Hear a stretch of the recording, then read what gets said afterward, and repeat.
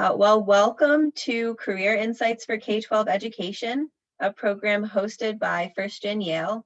As you may already know from the event description, this panel is especially for students and alumni who may be considering a career in teaching in K12 education. We have three incredible speakers here to share their perspectives. First, Ms. Ana Barros, Saybrook class of 2018, is a sixth grade social studies teacher in Tulsa, Oklahoma. She is originally from Brazil and grew up in Venezuela and Panama before migrating to the United States at age 14. She graduated from Yale in 2018 and has been a middle school educator for 3 years. She is currently at a council meeting where she'll be giving a presentation shortly, so she might have to step out, but as the founder of 1stGen Yale said previously, we love teachers in action, so we'll enjoy hearing from her today. Second, we have Mr. Errol C. Saunders II from Branford, my own college, class of 2006. He is a history teacher and the executive director of Pathfinder at Hopkins School, an enrichment program that prepares students from New Haven Public and parochial schools for high school success. He is a fifth-year doctoral student in curriculum and teaching at Teachers College, Columbia University. And last but not least, we have Ms. Jackie Kaplan, Davenport College, class of 1999. She is an English teacher, novelist, mom, and Girl Scout leader living in Sandy Hook, Connecticut.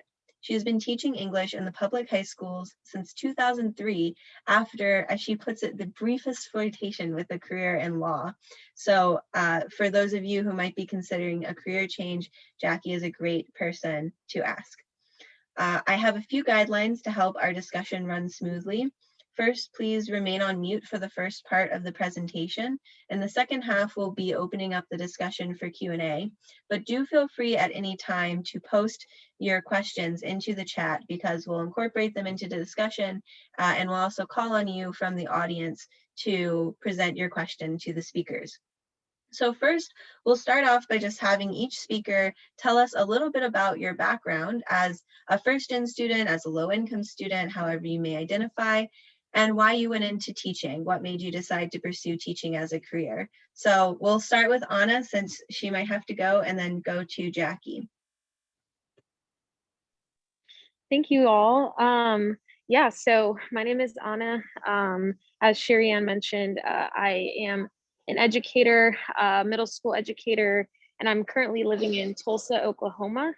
So I'm currently at a city council meeting where the city council is attempting to pass a resolution that hopefully will move things forward in terms of reparations for the Tulsa Race Massacre. A lot of people feel like it is not enough.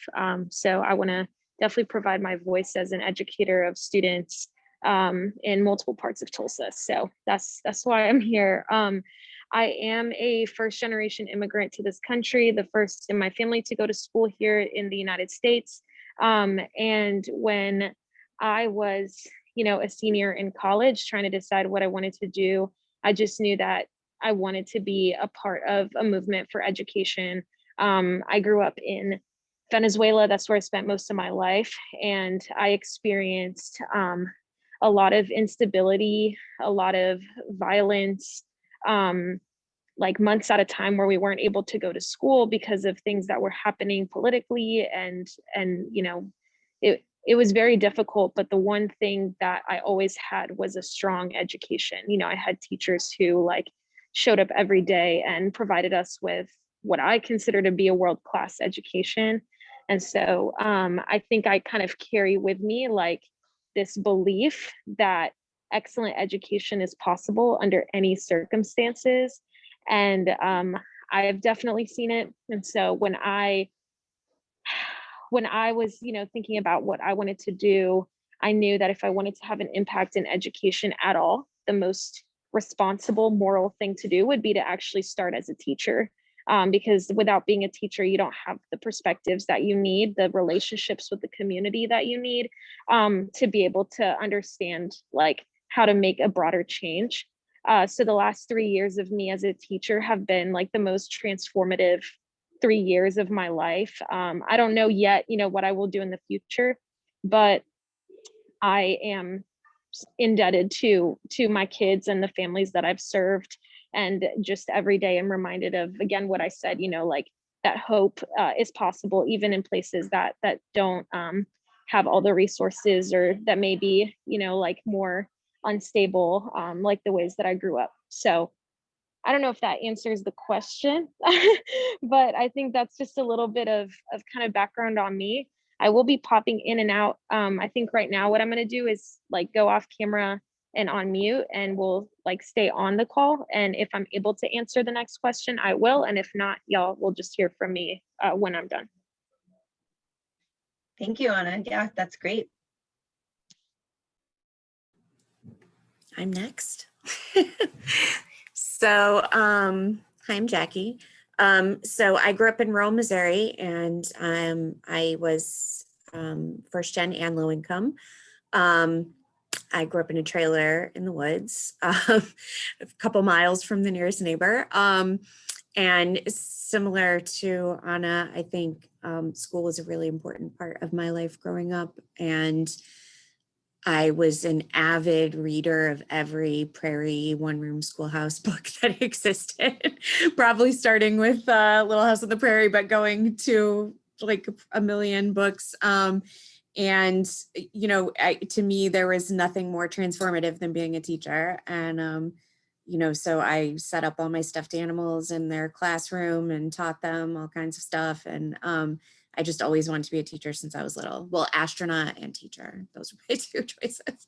But I had a lot of experiences being, I don't want to say underestimated, but sort of like swept aside because of my background. So I went to a pretty good public school, but it was very rural. And I remember telling my my guidance counselor that I wanted to go to Yale. And she said, people like you don't go to places like that.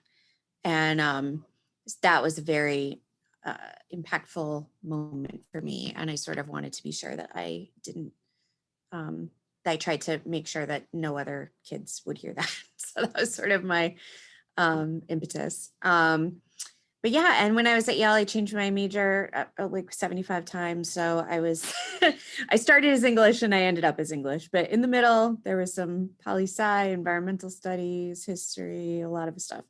And my high school English teacher told me that he thought it would be a waste of my Yale education to be a teacher.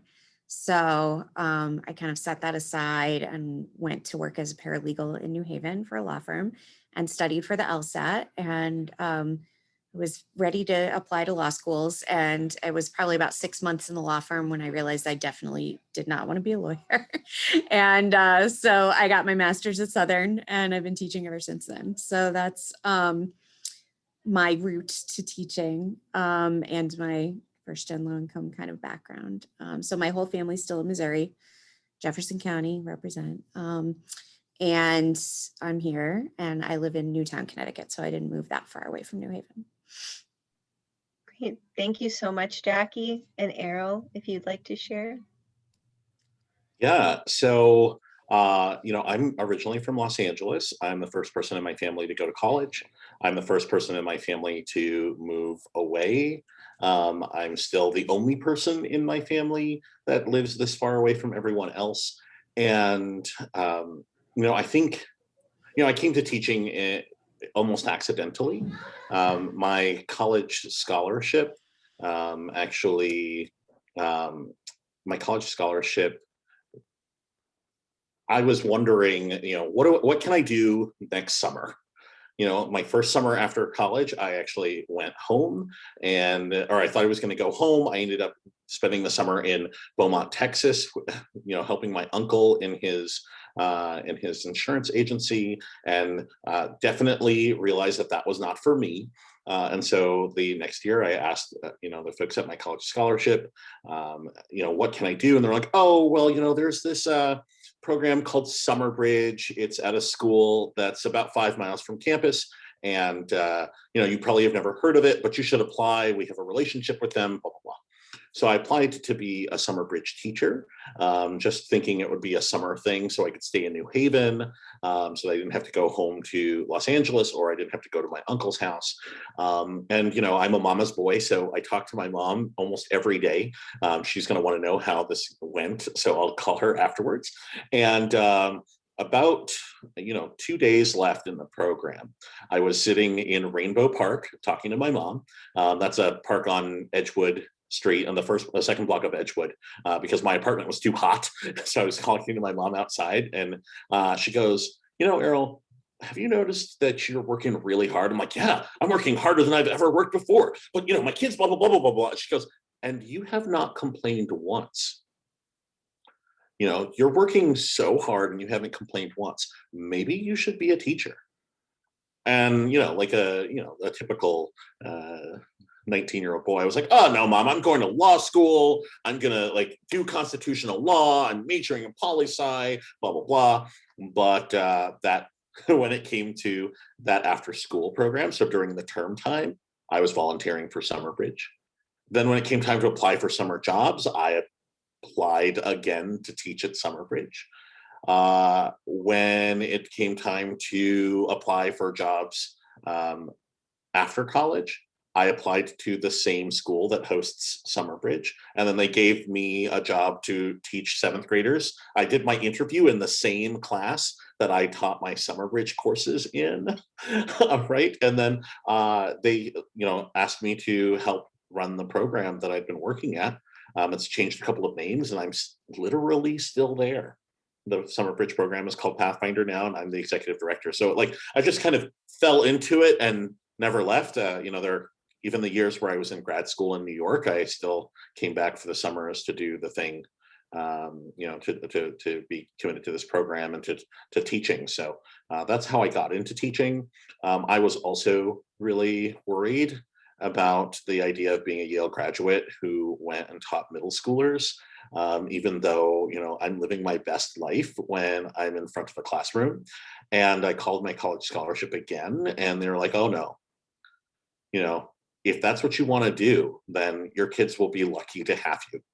And I talked to my mom, and I was like, oh, mom, I'm supposed to make all this money. She's like, well, you're still going to make more money than anyone in our family's ever made as a first gen student. So, I really have the kind of support of my community, my background, my road dogs were all like, yeah, do that. And even my friends, they were like, well, maybe teaching isn't for all Yale graduates, but you should do it.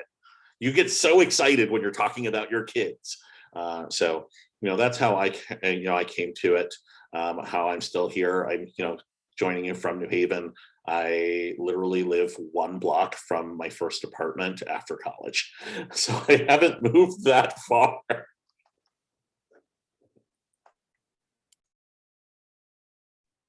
Oh, thank you, Errol. That was great. And Jackie and Anna, I'd also love to hear from you on that question of first, whether you felt pressure to make money after graduating based on either being a Yale graduate or being a 1stGen student, or whether your community was more like Errol's, where they were very excited to have you teaching.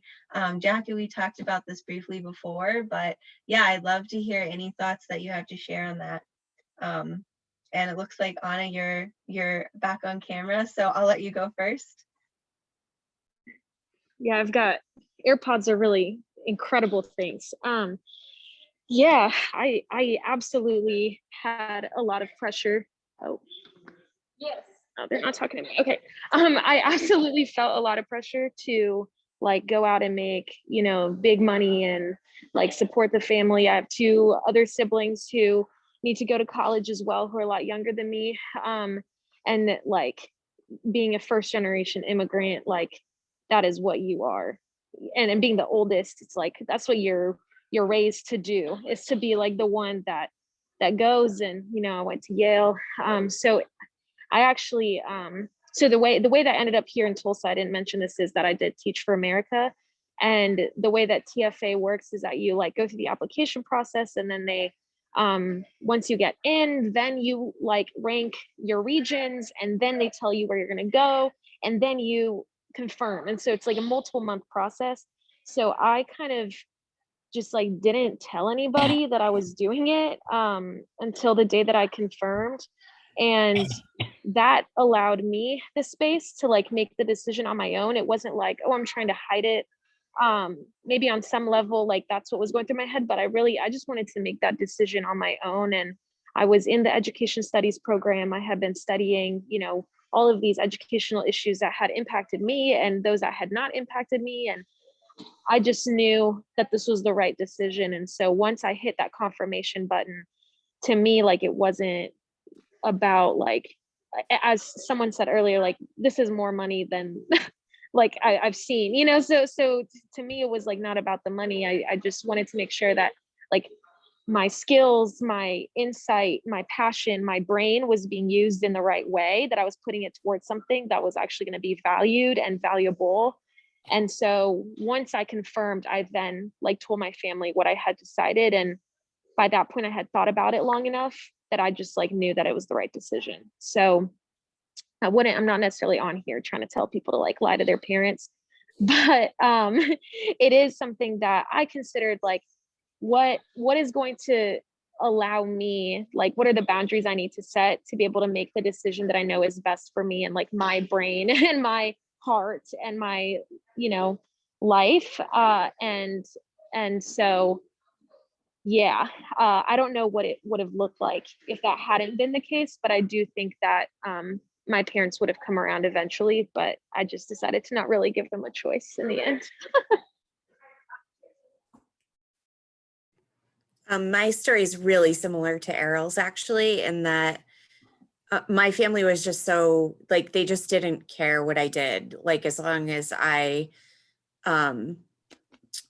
my parents were teen parents. So they had me, my mom was 17 and my dad was 18 when I was born.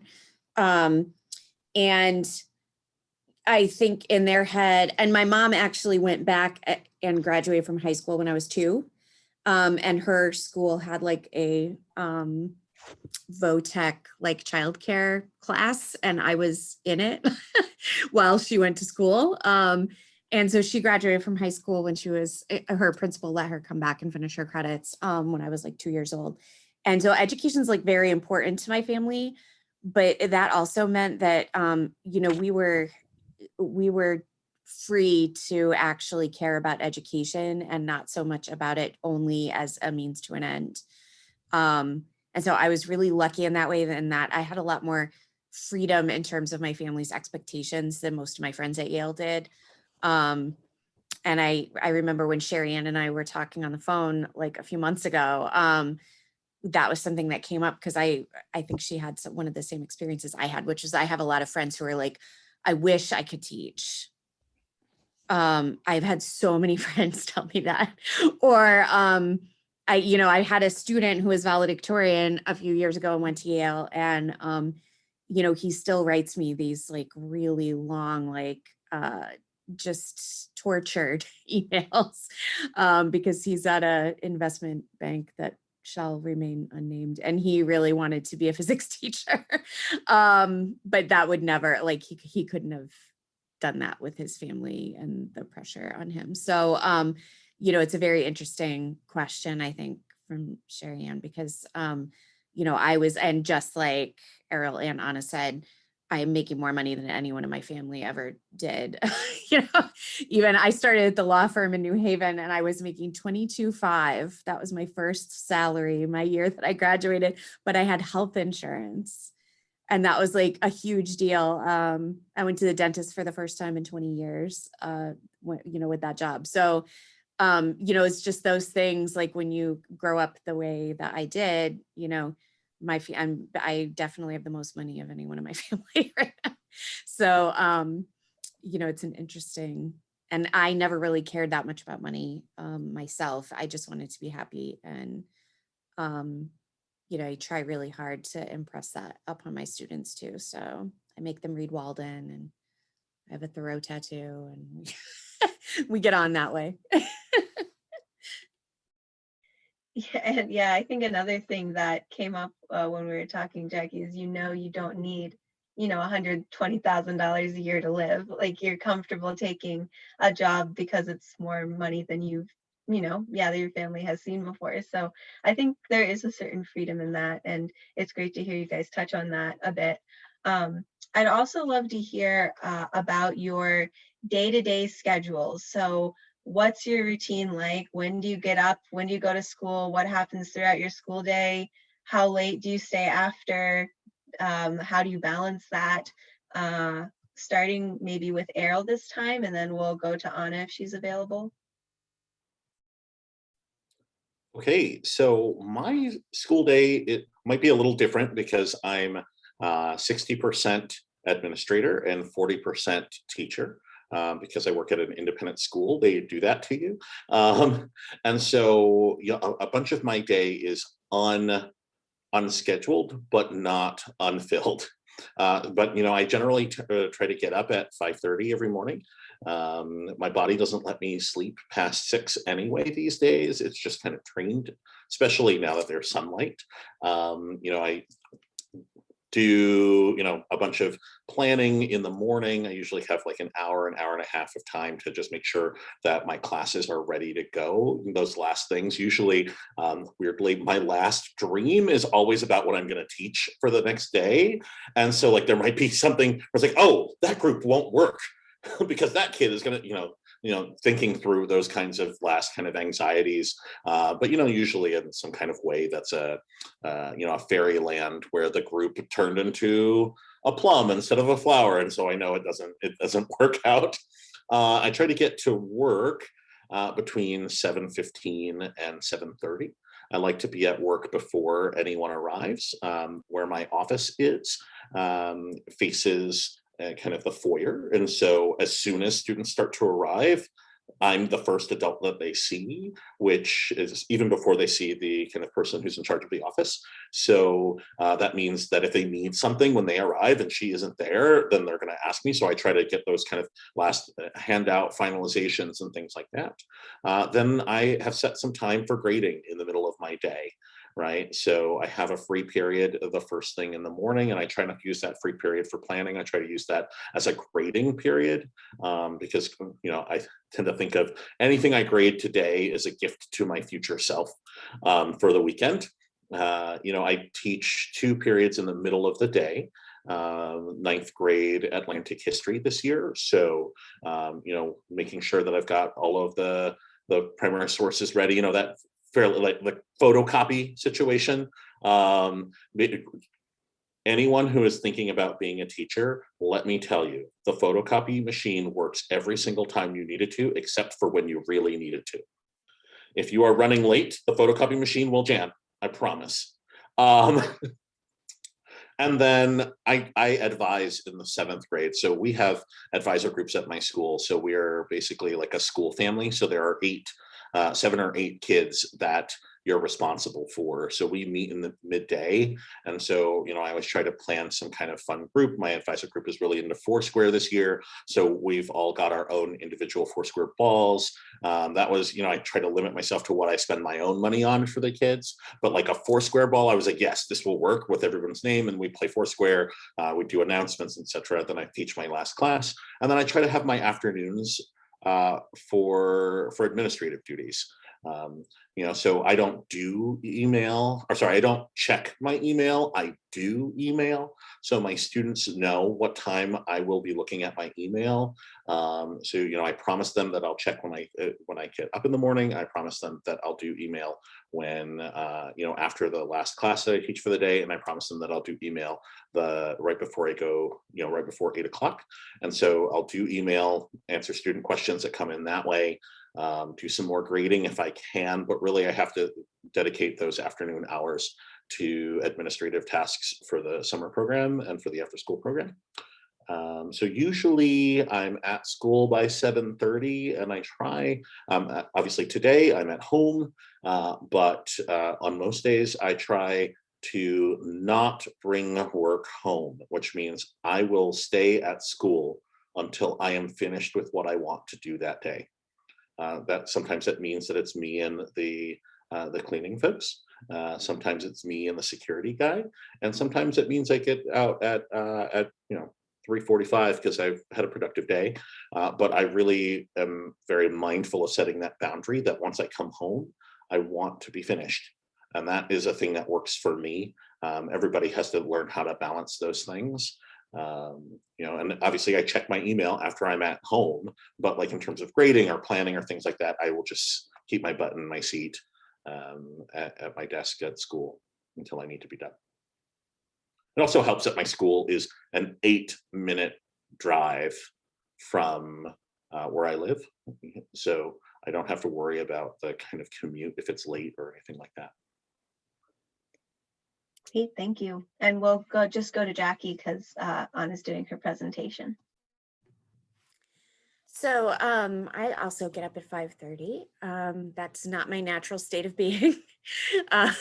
If you had asked me in college if I would be getting up at 5:30 for my job, the answer would have been no way. I was very much a night owl, but my body is totally trained to get up really early now. So just like Errol said, I wake up no matter what at pretty much 5:30. And our school day starts at 8, which is a huge victory for us because it used to start at 7:15. So we were part of the movement for moving school start time later, which is scientifically excellent. So we're very happy that we have that, our 8 o'clock start. So first bell rings at 7:50, the warning bell. So I like to get in around 7:30. I don't get in too early. I have a first grader and a fifth grader who I live in Newtown and I teach at Newtown High School. So I have a 2-mile commute. So it's really great for me. But I'm also getting my first and fifth grader ready in the morning and it's a lot. So I get to school around 7:30. My main things I do between 7:30 and 7:50 are drink coffee and read Twitter. Those are I need like a little buffer before the students come in. So that's kind of what I do. In our schedule, I teach 5 classes. So I have 5 different courses, 3 preps. So I have 2 of our college preparatory American literature, 2 AP Lang, which is a junior course. It's also American literature, but it's, different. And then I teach a senior elective called Writing Through Film. And we have a rotating schedule. So every day is different, actually. We have a very complicated schedule that it takes the freshmen like 4 months to learn. But so each day I have different duties during my free periods, depending. So they try to have us with, I think, half free periods and half duties. So for instance, tomorrow our schedule is 8-7-6-5-4-3. So I teach 8-7-6, 5 I have a duty in the writing center, 4 I teach, and 3 I'm free. So every day it's different. So that's what I have tomorrow. And so it is extremely difficult to kind of plan that grading time. That's probably the biggest challenge in my schedule. And another thing is that in previous years, we have cubicles in an office together, all of the English teachers, and because we have to share classrooms, so we don't have our own rooms, although I have my own room because I've been there for 15 years. So I have my own room and it has windows, very key. But we usually spend our free periods together in the office, which is actually great for collegiality and for sharing and for collaboration. So much of what goes on in my school is not scripted collaboration. So it's usually like, I'm free, you're free. Hey, what did you do for Raisin in the Sun? Oh yeah, I did this workshop. And oh, can you send me your rubric? And yeah, and then, oh, how did you handle this? And, so that's what we do, which is wonderful. So, but this year with COVID, I stayed away from the cubicles as much as possible and stayed in my room for free periods. So I cannot wait to go back to actually sitting in the office. But the downside of the office is that you can't do any grading there. Like if even one friend is there on the same free period, then you're done. You're talking about Ben and Jennifer getting back together, and you're talking about, especially the big political news, which we are all very active in. So it's a challenge to find time to actually grade. So I do most of my grading during the time that I give my students what I call leave me alone work, which is a key part of being a teacher. But in all seriousness, though, there is, I mean, I'm sure anybody who is in an education program or who has gone through education, you're talking about gradual release of responsibility to the students. And so I try to make sure that at least half of my class period is them doing something or talking to each other. And then that's when I also am not on Facebook, not texting, not on Twitter. I'm also trying to do something and modeling that with them, as well as monitoring what they're doing, obviously. But, so that, and then, most of my grading gets done at home, honestly. I wish that I had a life like Errol's where I could, I'm so jealous of that. But I also wanted to say, as a veteran, which Errol is too at this point, that I've learned so much, especially in this past very difficult year, to protect my time as a human being, which is really, really hard as a teacher. I think having kids helped me with that first. And then this pandemic year has really helped me with that too, because, you can't get that back. And we're also passionate, I'm sure you guys have seen that meme that it's like, they say, do what you love and you'll never work a day in your life. Have you guys ever seen this meme? And then the rest of it is like, actually do what you love and you will obsess and spend your, all of your blood, sweat, and tears and devote your life over to this thing because you love it. That's more like it, and that's true for teachers too, because we feel such a responsibility for our students, which we should, but there's a really important distinction between like losing yourself in the profession, which I think any helping profession has that danger, and making sure that you keep some time for yourself and that you try to separate your work life and your home life. So, that is a struggle for all of us probably. And the grading is that's a huge part of it. So the answer to when do I grade is, I don't know. when I can, basically, is when it happens. And I'm an English teacher, so it's a lot of reading, but.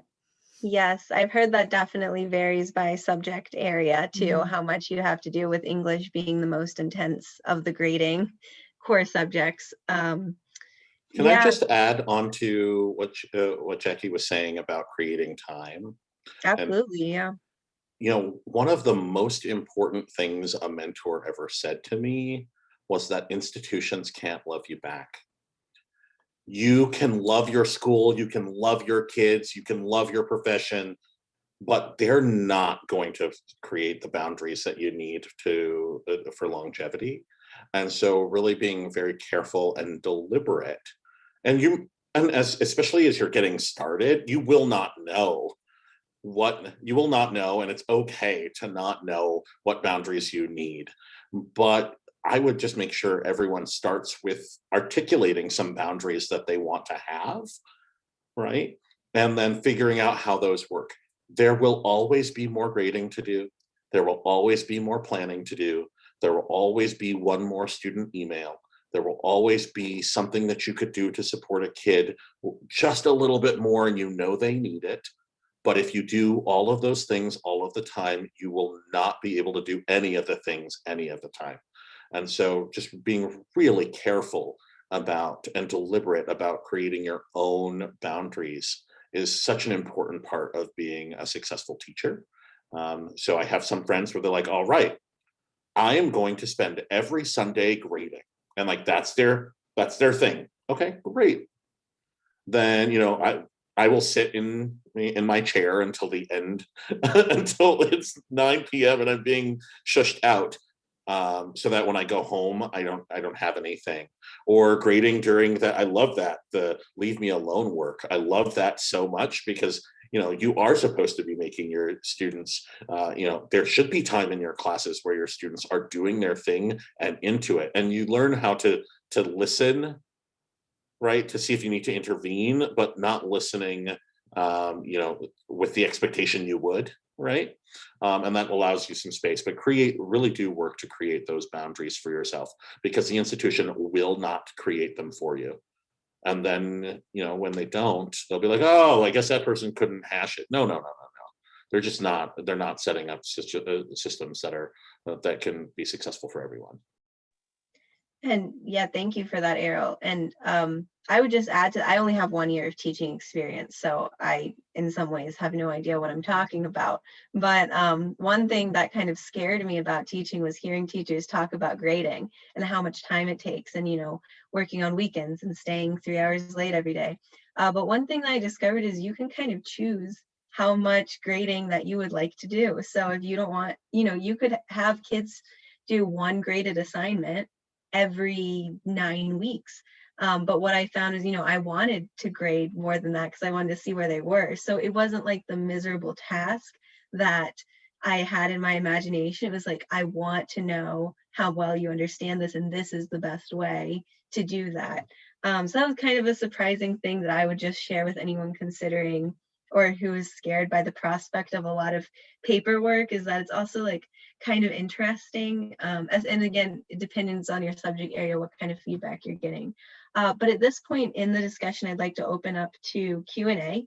So if you have a question, given the size of our group, you can really just unmute yourself. But if you'd like to make sure you get your question in, go ahead and put it in the chat, and we'll call on you to unmute yourself and share with the group.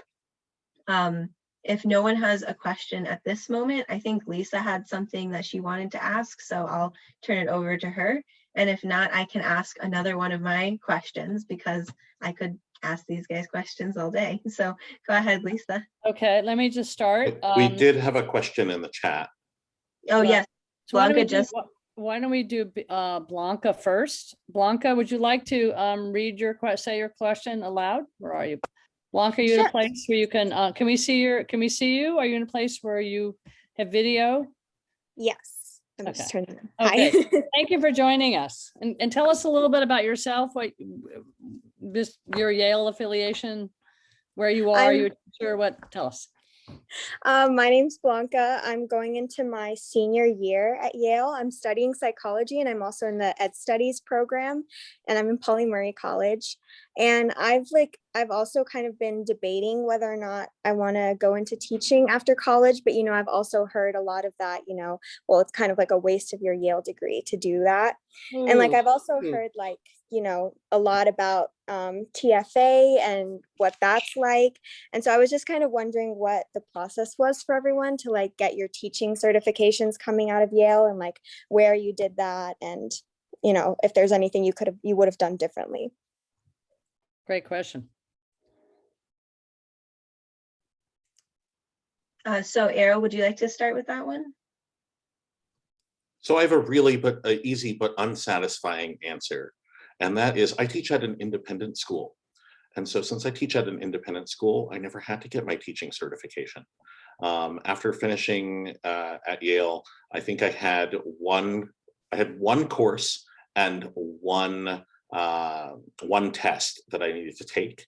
I've since taken the course through my graduate work, and I'm a doctoral student in curriculum and teaching. And so basically now I just have to take the praxis and I'd be done. And the state of Connecticut gives me credit for the kind of ed TPA based on the amount of experience that I have.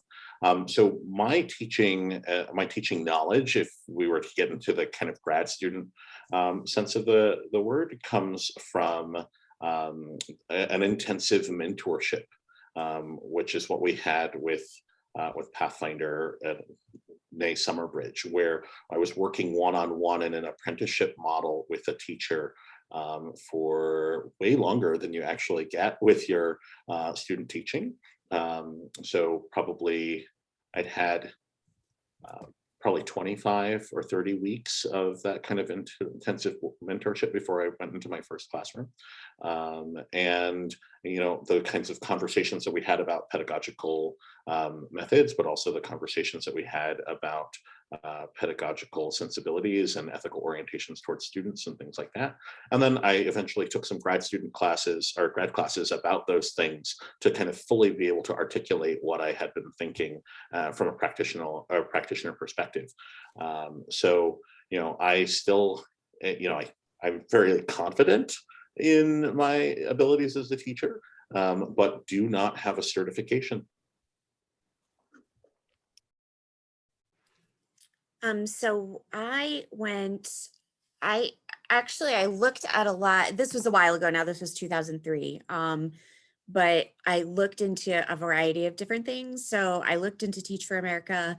I looked into Connecticut's alternate route to certification or ARC program. But what worked best for me was because I really love school, I wanted to get my master's anyway. And Southern had a really amazing program, which I think they still have. It's one of the only programs where I actually got a master's in English, but with teacher certification. So it was a master's program, but I took a bunch of the undergrad classes that you would take to become certified as a teacher. So I have the English 7 through 12 certification. And, I had to take, and I think I clept out of like 2 courses that I needed to take. And that was it. But I did that whole master's while I was working full-time at the law firm. So, which was pretty ridiculous, but it was okay. It went okay. And then I completed my student teaching there. And so I ended up with an MS in English, which is a very weird degree to have. But it's because of the professional practice focus of it. So it was an MS in English. And I did full-time coursework, but it did not take me the full time that it was supposed to take. I think it took me 2 years. So it was not bad. And it was awesome because this is in Connecticut, but we do have some of the stricter requirements for certification in the country. But it was great because if you become an educator in Connecticut, you have to get your master's degree within a certain amount of time. So I came in with it already. So I was all set. And it worked out really well for me. And then since then, I've been a cooperating teacher several times for new students. And I've worked with people from Southern and from UB and from Sacred Heart. And they all have kind of similar programs. So that's how I did it. And it turned out to work out pretty well for me. I was very angry as a senior or as a person who had just graduated Yale that I had to quote unquote jump through all those hoops and aren't I smart enough? Shouldn't they want me anyway? I think you kind of have that feeling sometimes, but in the end, it was a really good program and I'm really glad that I did it. Yeah, I'd like to jump in a little bit, Blanca. We see a lot of students just like yourself. And I know it's hard with your friends and peers and all that, what you said earlier about all the people saying, don't go into teaching. It's very hard, but you know what? Your gut's going to lead you where you need to go. So just listen to your heart and soul and do a little bit of exploration. 10% of Teach for America are represented by Yale graduates. So they're not all, they're doing something right to get that high percentage in Teach for America. So I'm saying, meet people, talk to people about Teach for America, talk to people in other, teaching experiences, professions. If you go through the Yale Cross Campus networking site, you can link in with teachers and you can then basically continue this kind of dialogue individually with Yaleys, both graduate students, undergraduates, and those alums who are in the teaching profession, and get a better understanding of all the pieces. But you'll get to where you need to go. Just sort of turn the noise down a little bit, because you'll find the right place for you. And right. And go ahead, Errol. I was just going to say, every person who told me, oh, well, why'd you go to Yale to be a teacher? Each one of those folks has teachers that changed their lives. Yeah. And when you ask, so who was your favorite teacher? Blah, blah, blah. Oh, they were so smart, blah, blah, blah, blah, blah. I could ask them anything. They knew all of these things. They really loved me, blah, blah, blah. And you're like, oh. And as a Yale grad, I would be really able to do those things, the kinds of teacher that changed your life. That is why you say that you're where you are. So sometimes there's this like really huge disconnect between the love that Yale students have for the teachers that they have had and their visions of what kind of person gets to be there. We kind of get too stuck in our own hype, as masters of the universe, not understanding that we are like moving and shaking in all of these different kinds of ways. Sorry, Sherry Ann, for interrupting. No, no problem. I was just going to say that Blanca, having like graduated pretty recently and looked into the certification paths, it is like a lot of the professionals I saw had the master's in teaching. But there are options to do it without getting a master's. So a lot of it varies highly by states, but you can take some of them, you just have to take the exams to get the initial licensure and get into a classroom. Others you do have to take classes, which cost a lot more than just the exams. But I'm also happy to share all of that with you if you want to connect later, because it can be a really complicated process to navigate on your own. But also just to echo what Errol was saying about the waste of a Yale degree, I think we all have kind of heard this as it applies to teaching. I mean, I think the only way you can waste your Yale degree is to do something that you hate because you feel like you were expected to do it. I mean, think about what it means to be taught by a Yale graduate. Like, think of the excellent education that you received and what it would be like as a assuming you weren't taught by a Yale alumnus yourself in K12. But just like think about what it would be like to be taught by someone who really deeply cares about education and had, an education themselves at one of the best universities in the world. Like, that would be a tremendous experience for me, assuming the person like really wanted to be a teacher and really enjoyed it. So that's just what I would add to the great advice that was already shared here. Yeah, so and let's also, go to the next. I was just going to add also, if you do Teach for America, you get a teaching certificate during that. So it's part of the program. So that would maybe helpful to know. There are also programs like the local, the local teaching fellows, programs like New York City Teaching Fellows or Boston Teaching Fellows, where you are part of a smaller organization that's rooted in place, where they also do the mentorship and get you certified in the place that you want to be. So just like there's TFA and there's all of these other kinds of fellowship programs that can kind of help you with that too. There's stuff out there. Okay, so let's go to Angie's question. Angie, if you'd like to unmute yourself, and if you're comfortable, you can turn on your video as well. Hi, actually, if I can keep the video off. I was just wondering, I know there was one person at least who shifted mid-career, and I don't know if do you have any tips or anything you should be aware of other than the obvious in terms of doing that? And then also how, especially for us who haven't gotten the MA in education, like how do we know which age group is right for us? Like how did you guys come to that decision? Jackie, do you want to start off with that? Yeah, so I didn't really switch mid-career, but I definitely switched careers. But I actually teach at Newtown High School with two former lawyers. So one of my closest friends in the English department went to Berkeley and went to Fordham Law and was a lawyer in New York City, and then left it all behind. His wife is still a lawyer, but he is an English teacher and our debate coach. And then one of our history teachers also was a lawyer, and his son's actually a freshman at Yale this year. And so I have quite a few people I know who switch. Actually, my department chair worked in nonprofits for probably 4 or 5 years before she became a teacher. So, and then she went to teachers college and then got her certification. So, there are a lot of different routes to that, just like we were talking about.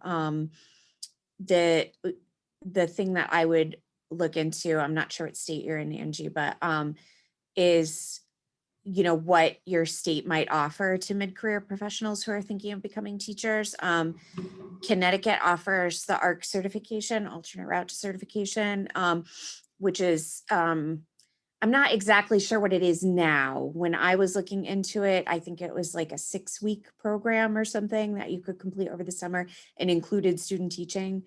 And they especially will fast track you into that if you're interested in a shortage area, which lately almost everything's a shortage area in Connecticut. So but some of the major shortage areas are world language, is always a big one. Special education is a big one.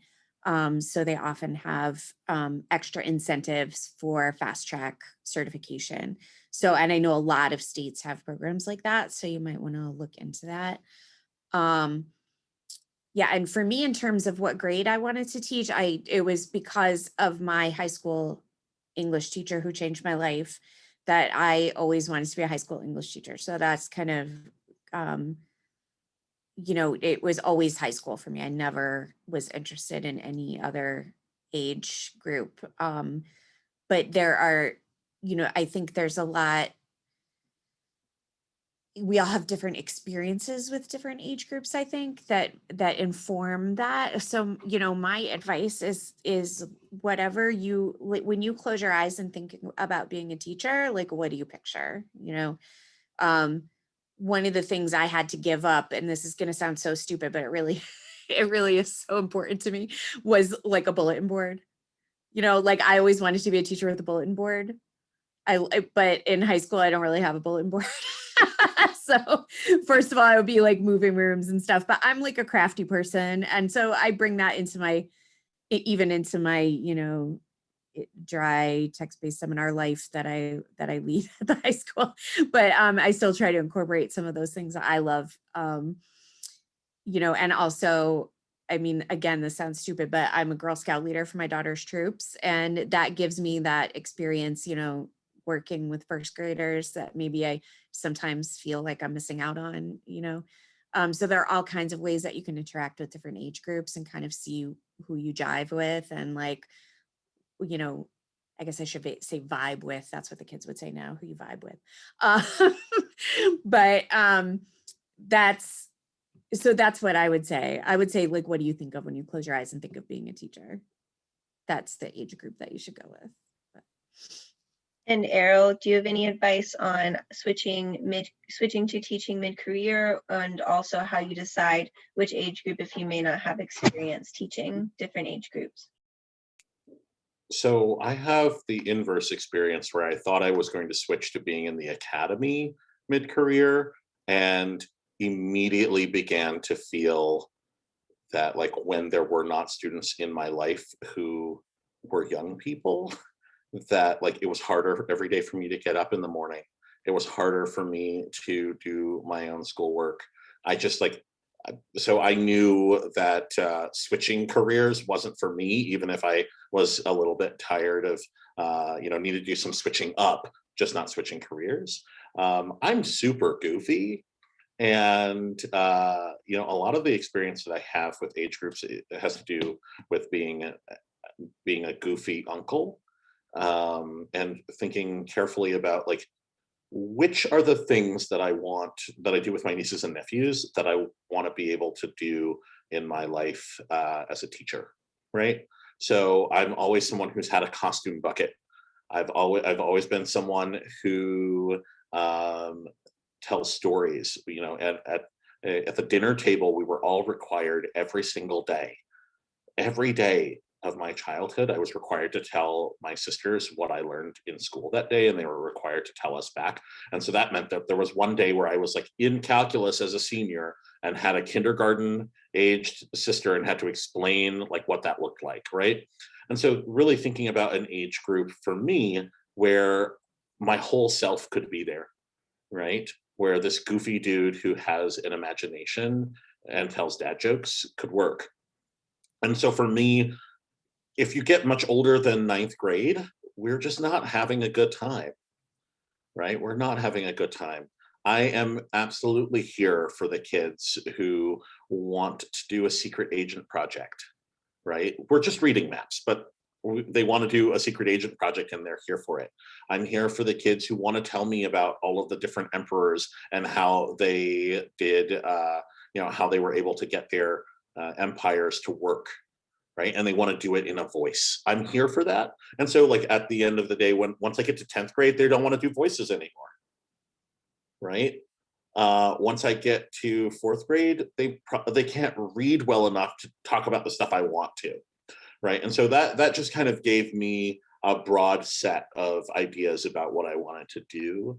And then there's also the whole situation of, you know, certifications work weirdly and schools align in certain ways. Right. So if you want to do 7th and 8th grade, then you are always going to be in this like middle school area. And so like knowing that I can do 10th up to 9th grade and not really want to mess with the 4th graders, then that meant middle school to high school for me. You know, and if I were to be certified, it would mean a different certification, right, for that age. Knowing that I didn't want to teach every subject, that's another thing, right? Like I can do math, but you know, it seems like a special kind of torture for me to teach someone how to count.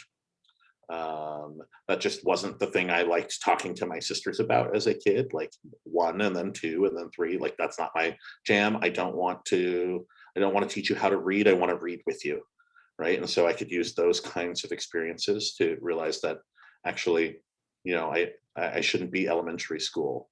I don't want to change diapers. I don't want to hold crying people. But I mean, I'm just saying this, like, I love my nieces and nephews, but like professionally, I don't want to be in a situation where like, you're crying now.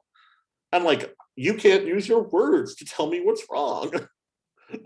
If you're crying, I'd like to talk it through with you. So that just kind of shifted where I was going to be in some ways that I probably couldn't have articulated before, but certainly were helpful for me. Thanks, Errol. And I also had a similar question to you, Angie, about how you decide which age group, because, you know, even if you've done CAM counseling or babysitting or something, you know, teaching the age group is a little different. And one thing that I found that's been comforting for me is just, it seems like it's fairly easy to switch age groups once you're in the teaching profession.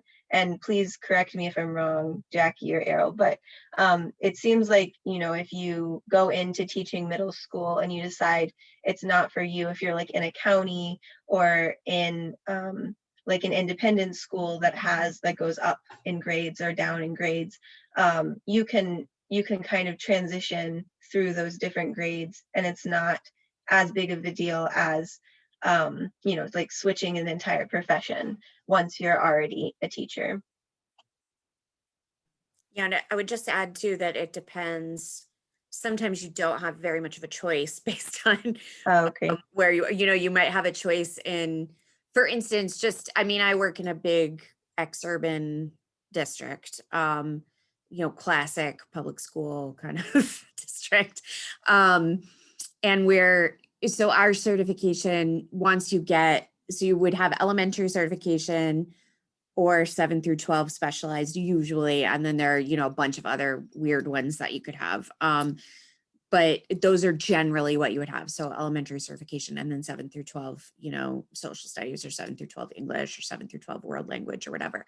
And, you know, it has worked out for me that I've always gotten high school, but I have a lot of colleagues who didn't always get their first choice based on what was available. You know, but it's somewhere 7 to 12 because that's their certification, if that makes sense. And sometimes in a district based on budget cuts and stuff like that. Like this year we had cuts to our middle school, and because of tenure in the union, a middle school person is coming to the high school. She basically doesn't have a choice, like she has to, or find another job. So, you know, there are things like that happen. And I know with elementary, there's a lot of movement, even in the most stable districts, which ours is pretty much, but there's a lot of like, I was teaching 1st grade, then the enrollment went down, and now I'm teaching 4th grade. And, you know, you can just picture the difference if you know any first graders and fourth graders. That's a pretty wide range. So in one of them, you're cleaning pee off the floor, and then in another one, you're, you know, it's very different. So, but they a lot of times don't have a ton of choice in terms of, you know, things moving around based on the enrollment and budget and stuff like that. So that's always something to keep in mind too. Okay, yeah, that could also be a good thing if you don't know if you don't have a strong preference for a grade, that can help you get some experience to decide. So it is past 8. So since there are no other questions in the chat, I'll wrap up by turning it over to Lisa to tell us a little bit about 1stGen Yale. There's a lot of really exciting volunteer opportunities, ways to get involved, and please feel free to get in touch with the email that Lisa's put into the chat a few times, 1stgenyale@gmail.com, I think. There's so many great opportunities. So I'll turn it over to you, Lisa, to share any final words. Great, thank you, Sherry Ann. We do have one question though we didn't ask, was basically what were the doubts that people had about becoming a teacher? And the flip side of it, of the question is, how did you, what in your gut made you decide this is it? In a very short reply, and then I'll go to the summary. But I think that those are important kind of closing questions to ask as well, and to inspire our audience. So who would like to take a stab at that? Oh yeah, so anyone can jump in. Jackie, do you want to start for this one? So it's basically any doubt, and you already talked about the money doubts, which you all handled perfectly in terms of the experience and the value of what you're getting. And it's not about the dollars, it's about the richness of what you're doing and being inspiring to others. But also, what in your gut said this is it?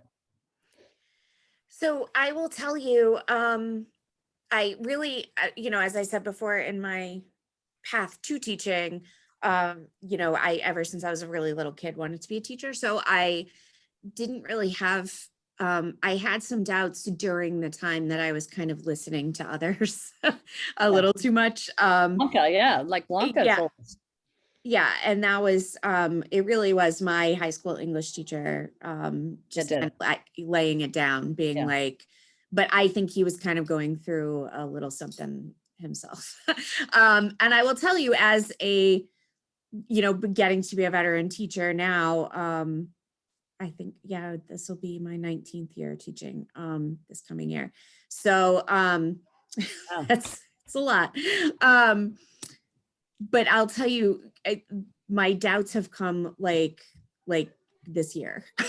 So, and because teaching in the pandemic was, I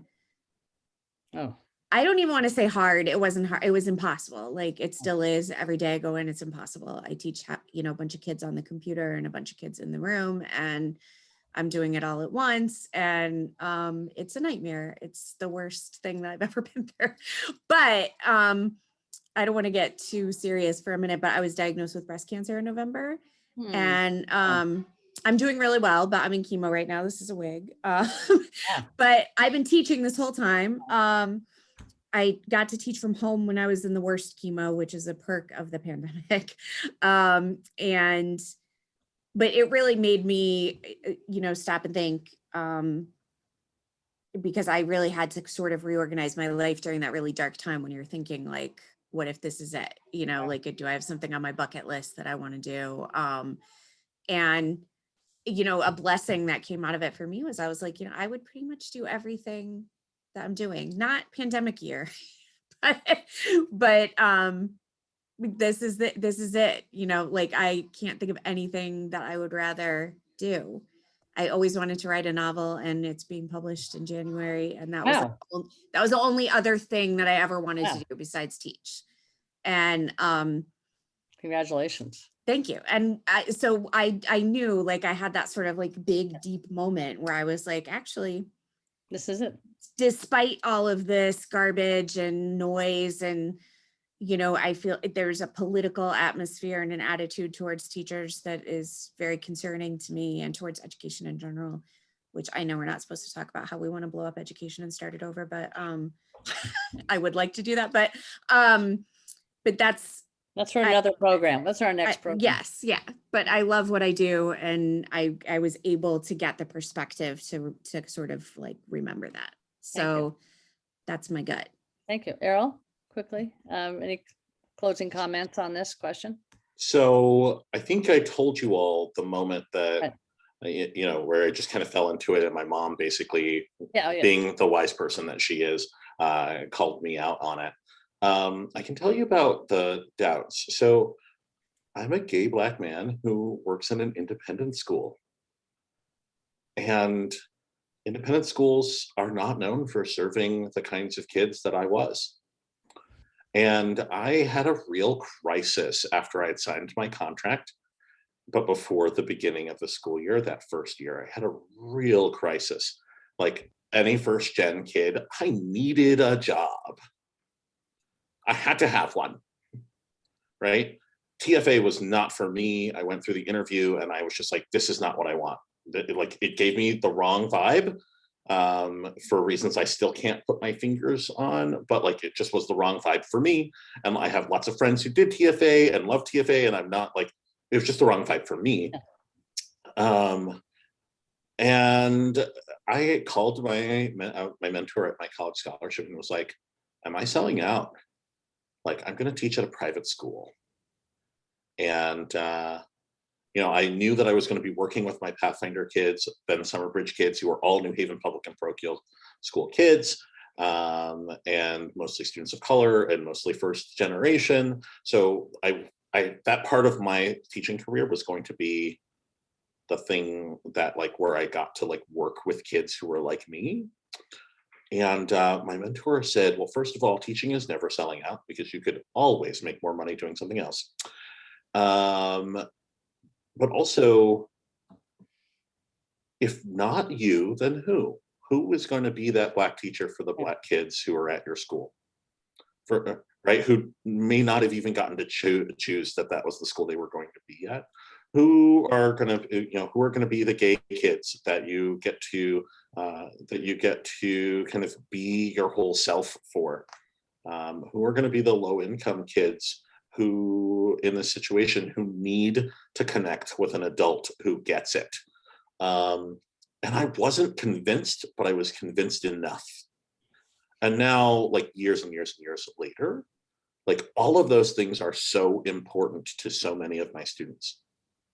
The fact that I'm wearing rainbow glasses and my mask matches, and I have a fan that flops, and like, the, you know, kids are like, you know, one of my kids actually told me about her coming out today, right? Which was, of course, like, coming out to me, but like, oh, you don't like do too much about it. But I'm like, oh, we have this situation where our classroom is like the space that you can just talk about these things. I'm like, what does that look like if I am not there? And so that was my doubt. I'm still getting there, but, you know, the kids always prove to me that I made the choice that works best for me and works best for the kids that I can be there for. Wow. Wow. It blew us away. I just, I'm almost speechless, hearing all of you and all what you're doing. And in conclusion, I just want to thank each one of you, Jackie, Errol, Anna, and Sherry Ann, for this incredibly inspiring program. You guys are role models. So all the teachers, all the students you teach as teachers, and you are changing lives and everything you're doing. So I just think it's just remarkable to hear your words and your heartfelt experiences, and to share that on this Zoom event, which is being recorded, and we will share it with the broader 1stGen Yale community. Sherry Ann is very humbled, but I want to just thank Sherry Ann, who's from the class of Yale College of 19. She graduated about an hour ago. No, seriously, class of 19. But this was Sherry Ann's idea. Sherry Ann is one of our emerging, I think she's actually emerged, alumni leaders. She's here, she's done it. This was her idea, that she's coordinating this event. She has worked with the panelists for the questions and the comments and all the setup. She's actually taught 5th and 6th grade and your favorite, Errol, in math, science and religion, and is currently pursuing a master's of education at the UVA. So Sherry Ann, I just want to thank you from the bottom of our hearts, all of our hearts, for putting this together and bringing this illustrious panel together tonight. And I'm just going to say a few words about 1stGen Yale. We're 5 years old. We're around 3,000 alumni and students. Come join us. Join our social media. We have a private group, 1stGen Yale, on Facebook, which has about 1,300 of us. Come join us for on the kind of hour by hour engagement and topics and questions and just kind of what we're doing. We're also in LinkedIn, 1stGen Yale. We also do a lot with careers, connections, and jobs. A lot of our work this year has been focused on jobs, helping students and alumni.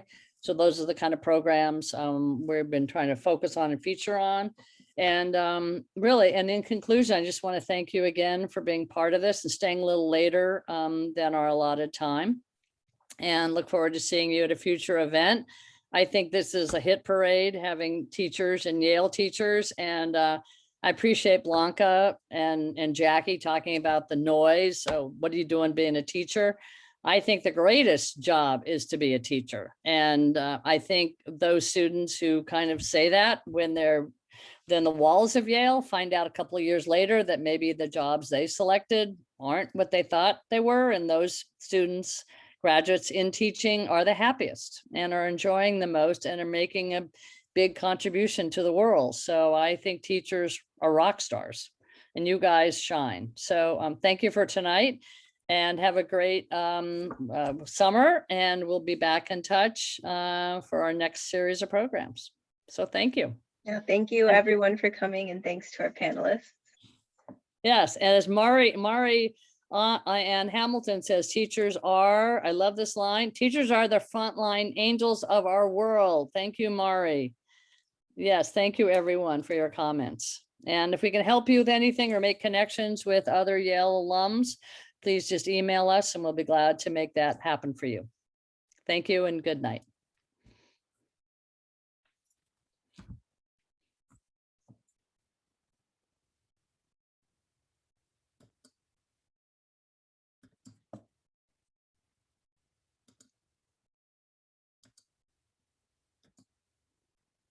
So guys, how are you? Don't forget Wow. to stop recording. I already did. Oh yeah, I did stop recording. Why didn't it stop recording? I did